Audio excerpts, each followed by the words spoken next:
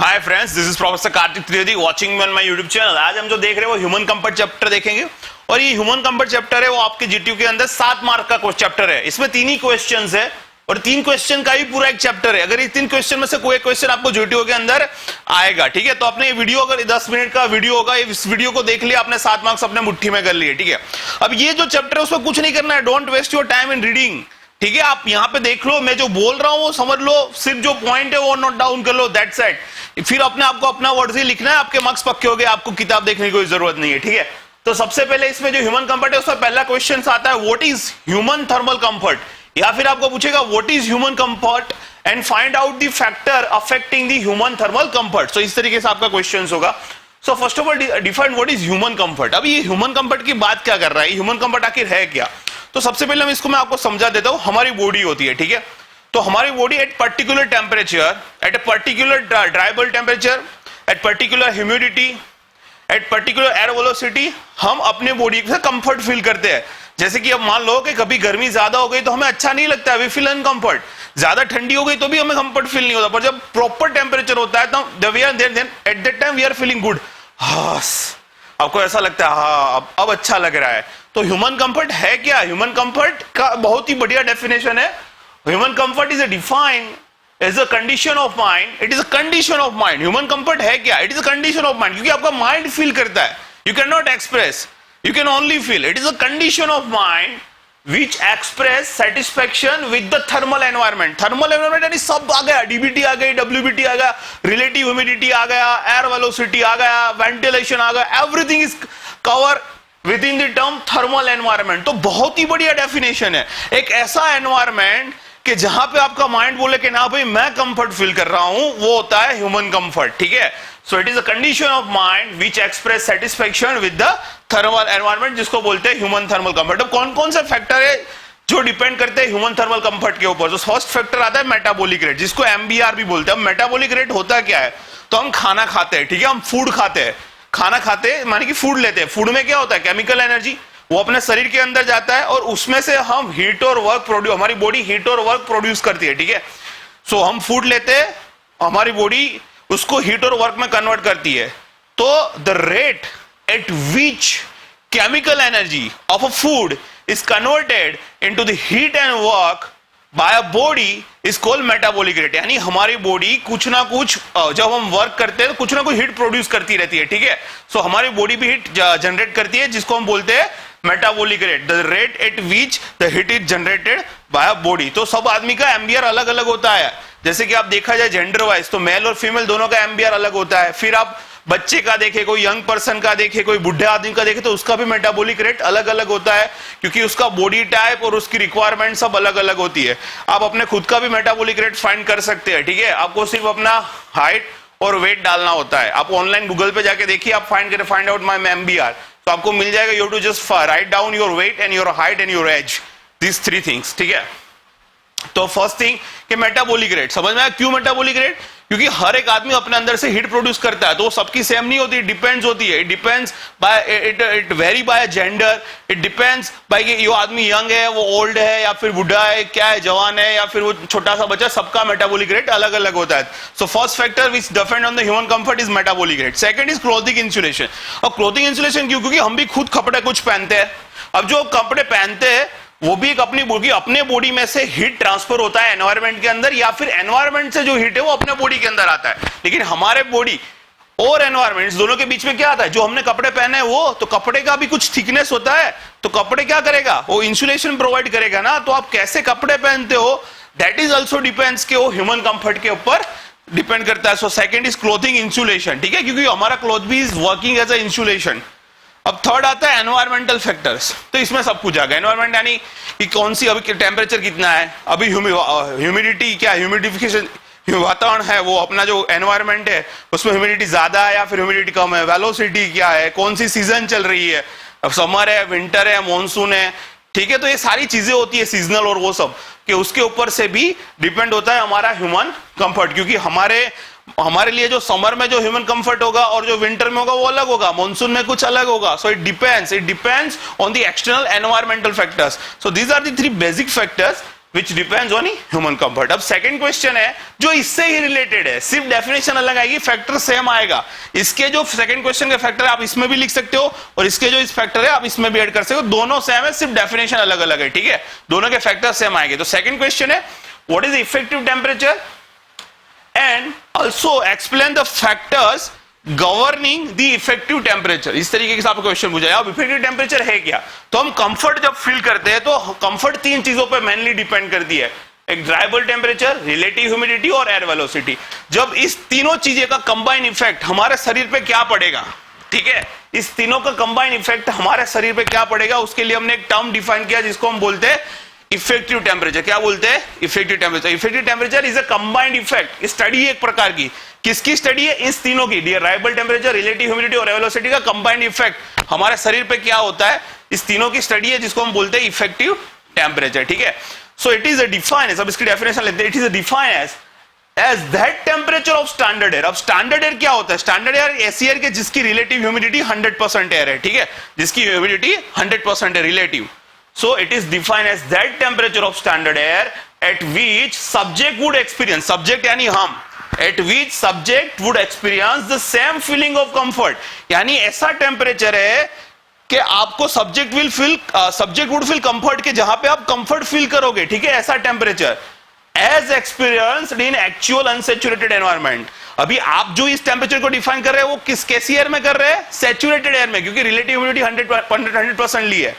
वही same comfort अगर आप अनसेचुरेटेड एयर में भी होगे, अनसेचुरेटेड अपनी जो रूम का भी एयर है वो 100% सेचुरेटेड नहीं होता है, इसलिए अनसेचुरेटेड, उसमें भी आप वही सेम कंफर्ट फील करोगे। मैं आपको टुक में आपको बहुत ही शॉर्ट में समझा देता हूं, ठीक है। वो क्या बोल रहा है, आप एक ऐसी एयर लो जिसकी रिलेटिव ह्यूमिडिटी 100% हो, ठीक है, और उसमें से एक ऐसा टेम्परेचर निकालो जिससे आप कंफर्ट फील करो। कहां पे, जब रिलेटिव ह्यूमिडिटी 100% हो, तो मान लो कि वो टेम्परेचर आ गया 22 डिग्री। अब वही टेम्परेचर अगर मैं अनसेचुरेटेड एयर है वहां पे रखूं, तो वहां पे भी आप क्या फील करना चाहिए, कंफर्ट फील करना चाहिए।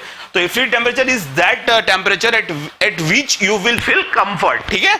सो इन शॉर्ट में आपको इसका मतलब ये होता है। अब कौन कौन से फैक्टर है जो डिपेंड करते हैं, तो सबसे पहले आते हैं क्लाइमेट एंड सीजन डिफरेंस। मैंने आपको बोल दिया, समर, विंटर, मॉनसून, इस सब में क्लाइमेट अलग अलग होता है, सीजन के हिसाब से क्लाइमेट में चेंज आता है, तो उसके समर के हिसाब से आपको जो कंफर्ट टेम्परेचर चाहिए होगा वो अलग होगा, विंटर के हिसाब से अलग होगा, मॉनसून के हिसाब से अलग होगा। तो ये फर्स्ट वो डिपेंड करता है climate and season difference. Second होता है क्लोथिंग, आप कौन से कपड़े पहन रहे हो, ठीक है, इट्स क्योंकि क्लोथिंग का भी एक इंसुलेशन होता है, so it depends on clothing.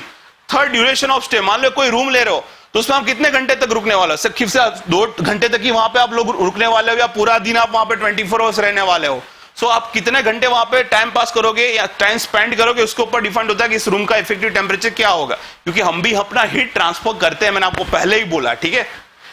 Fourth, kind of activity, यानी आप मान लो कि कोई अपना रेसिडेंशियल रूम लो, उसका इफेक्टिव टेम्परेचर अलग होता है, पर उसी रूम में अगर आप जिम के इक्विपमेंट्स डालो, सारे लोग एक्सरसाइज कर रहे हैं, तो उसका इफेक्टिव टेम्परेचर बदल जाएगी, क्योंकि जब आप एक्सरसाइज करते हो तो आप अपने अंदर से हीट जनरेट करते हो, अब आप स्टेडी नहीं हो, ठीक है।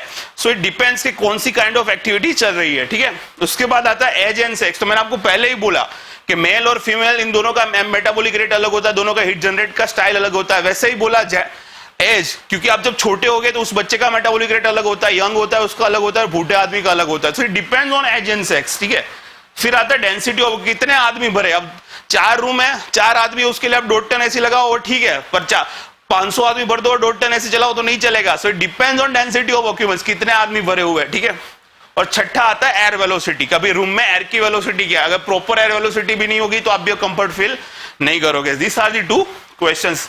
अब थर्ड क्वेश्चन मोस्ट इंपोर्टेंट है, ये दोनों तो मान लो एक ही क्वेश्चन है, ठीक है। अब थर्ड क्वेश्चन है वो है ह्यूमन बॉडी एंड थर्मोडायनामिक्स। इसको इस तरीके से पूछा जाता है, explain heat balance equation for human body. बहुत इंपॉर्टेंट क्वेश्चन है 7 मार्क्स के अंदर, heat balance equation for human body, या फिर आपको इस तरीके से पूछ लेंगे ह्यूमन बॉडी एंड थर्मोडायनामिक्स, दोनों में से कोई एक तरीके से आपको पूछ सकता है, ठीक है।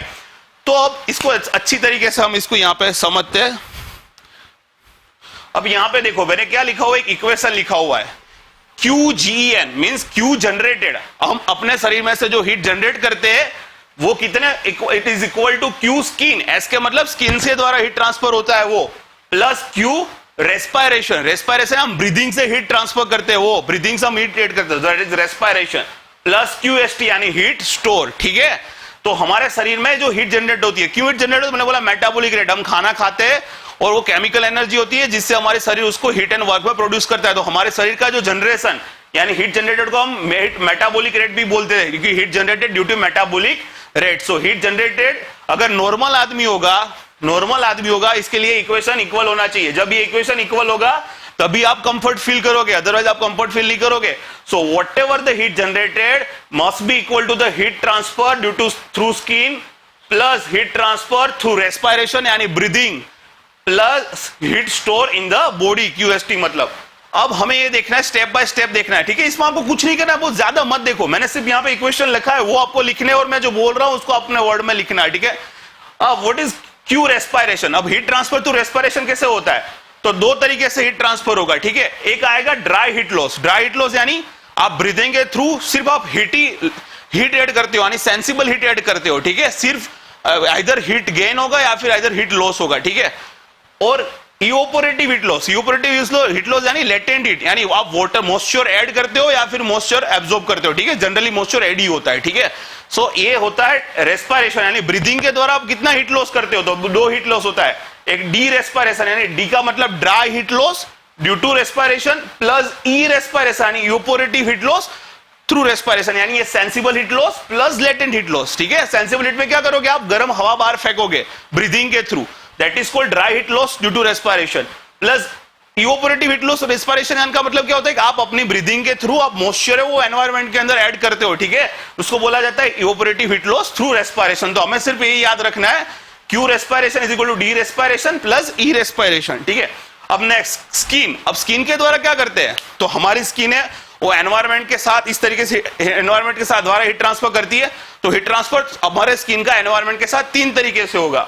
एक होगा कन्वेक्शन के थ्रू हीट ट्रांसफर, रेडिएशन के थ्रू हीट ट्रांसफर और इवेपोरेशन के द्वारा। So Q skin is equal to plus और माइनस क्यू कन्वेक्शन प्लस और माइनस क्यू रेडिएशन और क्यू इवेपोरेशन। और क्यू इवेपोरेशन के द्वारा जो हीट लॉस होता है वो ऑलवेज पॉजिटिव होता है, ठीक है। इसमें प्लस और माइनस हो सकता है। प्लस और माइनस इस तरीके से है कि आपको एक चीज समझनी है, प्लस और माइनस कब होगा? जब हमारी बॉडी का टेम्परेचर ज्यादा है और एनवायरमेंट का कम है तो प्लस होगा, लेकिन जब हमारी बॉडी का कम है और एनवायरमेंट का ज्यादा है तो वो हीट हमारे अंदर है, इसलिए वहां पे नेगेटिव होगा। तो इस तरीके से यहां पे दो नेगेटिव है और क्यू ऑपरेटिव ऑलवेज पॉजिटिव होता है, ठीक है। अब क्यू कन्वेक्शन का इक्वेशन क्या होता है? तो हमें पता है Q convection is equal to what? H है डेल्टा टी। सो यहां पे लिखूंगा यू है डेल्टा टी, यानी temperature of body minus TS मतलब टेम्परेचर ऑफ सराउंडिंग। यू का मतलब क्या होता है? Heat transfer coefficient of our body, और ए का मतलब होता है बॉडी सरफेस एरिया, ठीक है। तो कन्वेक्शन के द्वारा इस तरीके से हीट ट्रांसफर होता है। जब टीबी ग्रेटर देन टीएस होता है, यानी बॉडी का टेम्परेचर सराउंडिंग से ज्यादा होता है, तब क्यू कन्वेक्शन पॉजिटिव होता है। जब बॉडी का टेम्परेचर कम होता है, सराउंडिंग का ज्यादा होता है, तब क्यू कन्वेक्शन क्या हो जाता है? नेगेटिव, ठीक है। उसी तरीके से इवेपोरेशन के द्वारा हीट ट्रांसफर, इवेपोरेशन यानी समझ में आ रहा है, जब हमें पसीना होता है, जब भी हमें देख रहे हैं हम पसीना क्यों होता है? जब पसीना होता है तब क्या होता है? एयर हमारे शरीर से पास होती है, तो पसीना होता है वो वाटर है, तो एयर अपने साथ वो वाटर वेपर लेके चली जाती है, ठीक है। तो एयर के अंदर हम लेटेंट हीट ऐड करते हैं जिसको हम बोलते हैं इवेपोरेटिव हीट लॉस, ठीक है। तो इवेपोरेटिव हीट लॉस का इक्वेशन होता है CD into A into PS minus PV HFG into CC। अब CD को क्या बोला जाता है? डिफ्यूजन कोफिशिएंट, ठीक है। हम कितना वाटर वेपर है वो ऐड कर रहे हैं उसका कोफिशिएंट ऑफ डिफ्यूजन। ए का मतलब होता है स्किन एरिया, ठीक है। PS का मतलब होता है skin vapour pressure of skin, ठीक है। हमारे स्किन ऊपर जो वाटर वेपर होगी उसका जो प्रेशर है उसको हम बोलते हैं PS। PV का मतलब होता है कि एनवायरमेंट के अंदर जो वाटर वेपर होगी उसका प्रेशर होगा, उसको हम बोलते हैं PV। HFG को बोलते हैं लेटेंट हीट ऑफ वेपराइजेशन, और CC का मतलब होता है क्लोजिंग कोफिशिएंट, ठीक है। ओके, जब ये हमेशा याद रखना PS ग्रेटर देन PV होता है, इसीलिए हम हमारे शरीर में से जो वेपर है वो एनवायरमेंट के अंदर ऐड करते हैं। Always PS greater than PV होगा, इसलिए Q evaporative is always positive, ठीक है।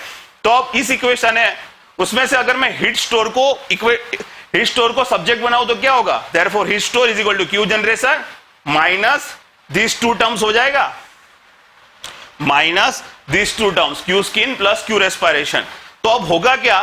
अगर नॉर्मल आदमी होगा ना, वो जितना हीट जनरेट करेगा उतनी हीट अपने शरीर में जितनी हीट जनरेट करेगा उतनी सारी हीट कहां चली जाएगी? एनवायरमेंट के अंदर। तो जब नॉर्मल आदमी होगा, मान लो कि वो 100 kilo calorie heat 100 what heat generate कर रहा है, और वो 100 है, 100 हीट है, वो ट्रांसफर हो रही है through skin and through respiration heat, तो 100 माइनस 100 क्या हो जाएगा? 0, यानी उसके शरीर में कोई भी हीट स्टोर नहीं होगी, तो जितना हीट जनरेट हो रहा है उतना ही वो ट्रांसफर कर रहा है, तो क्या फील करेगा? कंफर्ट फील करेगा। तो नॉर्मल आदमी होता है, इसके लिए हीट स्टोर क्या होती है? 0।